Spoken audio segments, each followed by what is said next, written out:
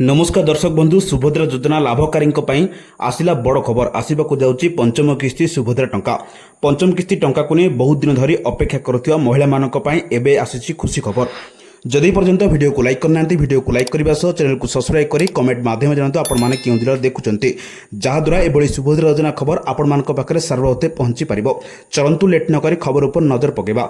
सरकारी सूत्र अनुसार शीघ्र सुभद्रा योजनार पंचम किस्ती टंका जारी होगा जाऊँगी।